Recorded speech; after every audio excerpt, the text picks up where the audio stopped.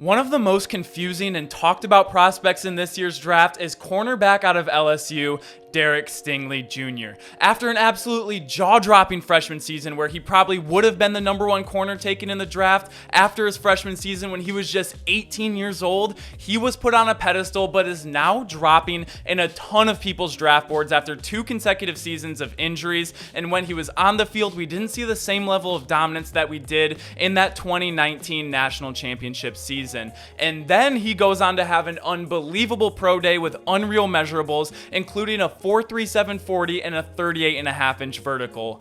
And now, where are we? Confused? Absolutely. But in today's video, we're going to break all of this down, look at some film, and start to paint a picture of what we should actually think about Derek Stingley. And there's this interesting perspective that we need to talk about that's becoming more widespread, with the idea that he might have been bored or unmotivated, and that's why he wasn't as impressive when he was healthy. But first, we need to take a look at who he is as a player, and then figure out that whole mess and draw our final conclusions. There's a lot to talk about, so let's get into it. Now, this isn't going to be the longest film analysis in the world, but I broke it down into certain segments just to kind of show the different attributes that show him where he's elite at and some ones where he could have some more improvement. And this first section is going to be how he plays the ball in the air. You can see me at the bottom of your screen, number 24. I really like how he mixes up his jams at the line because he's going to be following their #1 all over the field, whether it's the inside, outside, or the slot. And this is what I absolutely love because when we talk about cornerbacks, we talk about them when they're in phase. Obviously, there's a lot of hand fighting right here, but this is where it gets a little egregious. There's an obvious push off right here, and now you're a corner, you are out of phase, and now everything changes, your technique changes. I absolutely love what he does. There's absolutely no panic, puts his head down, tries to run full speed. He runs his 4.37 40. He's going to put his head down, just play the hands, not turn and look for the ball, but just play the hands and get a great pass breakup, and actually almost picks it off. It ends up being incomplete, but the fact that there was just no panic here, he got out of phase, he's not complaining for a flag, he just knows what to do. Put your head down, play the hands, great pass breakup. And now to the top of the screen, we just saw this so consistently. There are corners that can be in really good positions, but having the ball hawk skills like a receiver would, and I know this ball was vastly underthrown, but he's in perfect position, but he goes and high points this like a receiver, and just having this, making sure the receiver gets to the inside. Now you have your safety help who's absolutely head hunting. I hate watching stuff like this. I don't really think that's awesome football. That's really hard to see, but this is just beautiful. High point the ball, get a hand on it, rip through. And this rip down right here is what I want to talk about, because we've seen receivers moss people all the time, being able to win through contact, even if the corner has the hand on the ball. What Derek Stingley does, 18 years old, he rips down as hard as he can to jar it loose. It's the little things that matter, and we're not going to watch this head hunt hit again. And the next part of this film analysis is Derek Stingley is a very physical corner. Here he's at the top of your screen, and why is he out here and not pressed man-to-man on the #1? That's because he's going to be lined up over Kyle Pitts. Playing in the SEC in this era was insane, going against some of the best talent. But as we see this play start to develop, we're going to see at the top of your screen right here that he's going to start to get his hands on Kyle Pitts. He's going to be running a fade up the sideline, and let me show you what he does. So Kyle Trask is going to throw this, and let me pause this right here. Kyle Pitts has an obvious height and weight advantage against Derek Stingley, and what he's able to do is push him off his line with his physicality. So Kyle Pitts has committed to this line right here, about 1 yard from the sideline. And running a fade route, you realistically want to be like right here, because what this does is if you're running right here, this gives your quarterback all of this room from there to the sidelines, because anything on the inside, the corner owns right now. So when we look at Kyle Pitts' line right now, what Derek Stingley forced him into, this is an incredibly small window, and it's going to have to be a perfectly placed ball, because if it's on the line or anything inside, that is Derek Stingley's. So when Kyle Pitts wants to be on this line, Derek Stingley makes sure he's as close to the sideline as possible, and then we can see how this plays out. Kyle Trask lays an absolute duck. But again, where are you supposed to put this ball? There's almost no margin for error, and even if he does get it, it's going to be exceptional if he can get one or both of his feet in bounds. So Derek Stingley, his physicality against a much better tight end. And again, just being physical with someone that's trying to get vertical on him. Look at how he pushes him off his line. Again, have to make a beautiful throw for this to be complete. Now, would this be thrown in the NFL like this? Absolutely not. This is a terrible throw. But then you kind of get to see where we're at. Anything on the line or inside is going to be the corner. So where is he supposed to throw this? Back shoulder. He's running hip to hip with him, so he's in good position for that as well. Being physical, taking receivers off their line. And he's also a very smart player. Watch how he plays this. This might be his best play of the entire season. So watch him right now at the 31-yard line, and he knows that he doesn't have to commit to anything until he has to. So he's going to square up, stay flat, chop his feet, stay light on his feet, and let the Georgia receiver make him commit somewhere, and then you can go. So he's ready. He hasn't committed to anything yet. Now he's committing to this out route, and he looks at the quarterback, sees he's about to throw it, breaks on this. And so when we talk about a 40, yeah, it's cool and all to have a 4.37. What's your 5-yard split? Because boom, this is the explosiveness right now that you would love to see from your cornerback one, and this is what allows you to play man coverage all over the field. 40-yard dash, cool. I want to know how you get from 0 to 5 yards as fast as possible to jump this route right here for a beautiful interception. Probably his best play of his freshman year. Same exact thing. It wasn't a fluke. Let the receiver commit. Boom, break on him. Doesn't get the pick this time. This is what I don't like. The physicality, sure, whatever. Go wrap up, make this tackle. He's going to be short of a first down. Just kind of shoves them for some reason. Doesn't wrap up. And he's able to get the 3 yards that they needed to get the first down. Didn't love this. There was some good and bad on this play. Really fast break. Let the receiver commit. Make the tackle right there. Bottom of your screen has this receiver man. Let him choose. Fake inside. He's not really fooled by it. Has to be a perfect pass.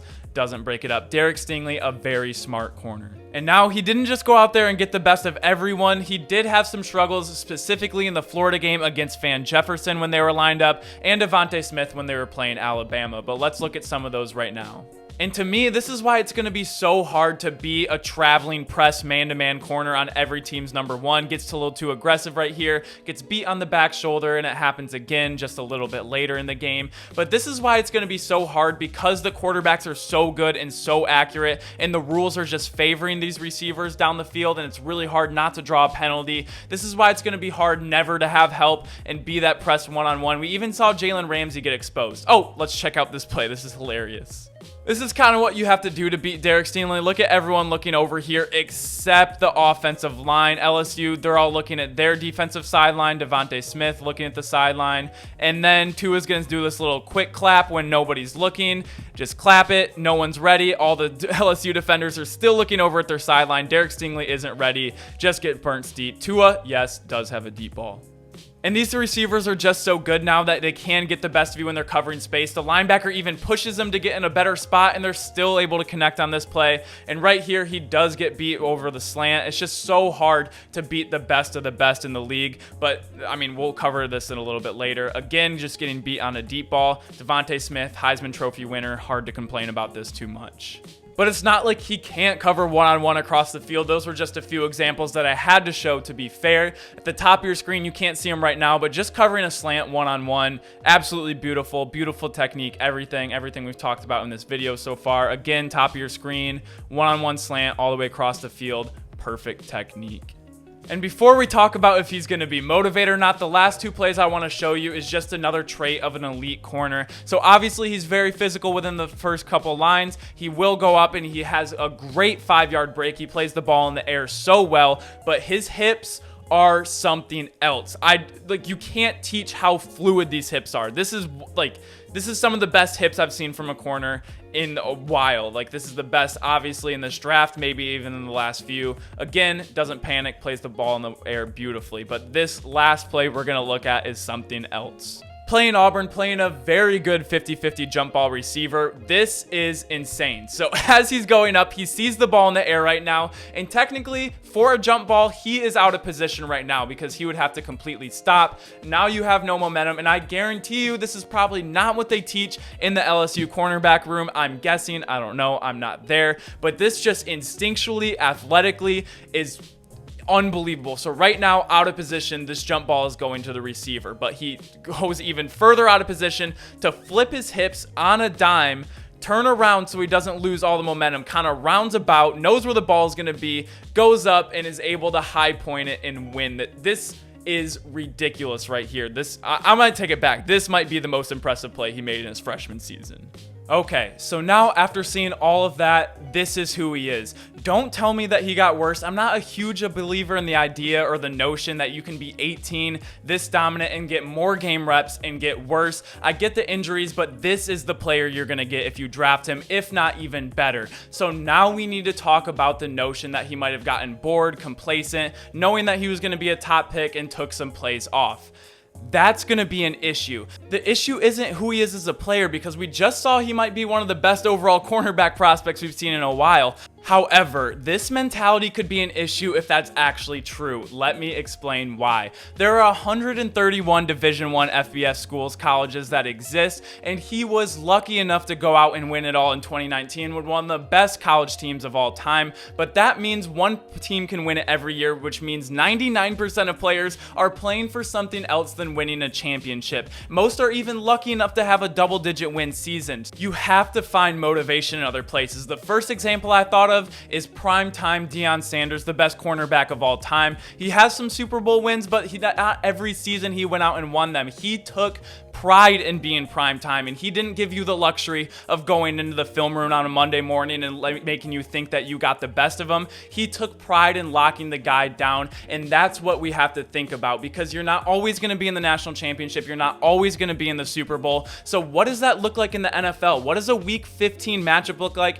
if his team's already eliminated for the playoffs? Is he fighting for a new contract? And if we think about the ultimate competitors, we think of guys like Tom Brady and Michael Jordan that actually made things up to get motivated. Tom Brady has everything you could imagine. He has 7 Super Bowls. He has almost every record. He has the respect of everyone, but he's chasing that perfect season because that's the one thing he doesn't have. You always have to find something to wake up at 4:30 in the morning to go out there and get better. So a national championship is not something to go out and get comfortable on. And I know these are the largest and most outlandish examples of the best to ever do it, but to me, this matters, and this matters when talking about projection. When we look at a guy like Sauce Gardner has the confidence. He came out and said that he was the best player in the draft, not even the best corner, the best player. Now, is he?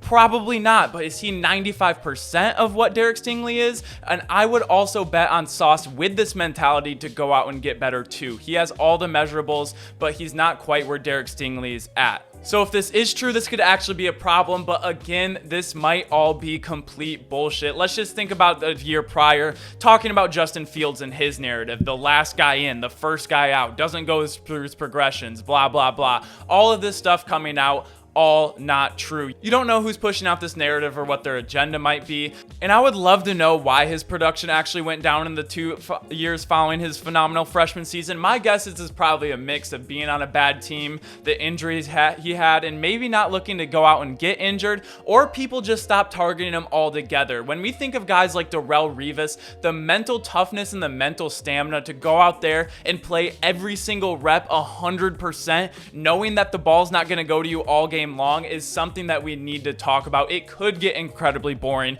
but again, you have to take pride in that and not getting targeted and completely locking down someone else's number one. So if it's me, I'm taking Sauce Gardner first if I have a cornerback need, but no one after that. You cannot deny who this guy is as a player, but I would never go out and take him out of my top 5 or top 10 corners like a lot of other people are, because we saw in the film breakdown that he could be a Jalen Ramsey-like guy legitimately. But that's what I think. I want to know what you guys think. Make sure to like this video if you like videos like these. Make sure to comment down below what you think about Derek Stingley, what you think of him as a player, and also why his production might have slipped those last 2 years. And make sure to subscribe if you enjoy daily sports content. I appreciate you guys so much. Thank you so much for checking out the channel. And as always, I will see you all tomorrow. Peace.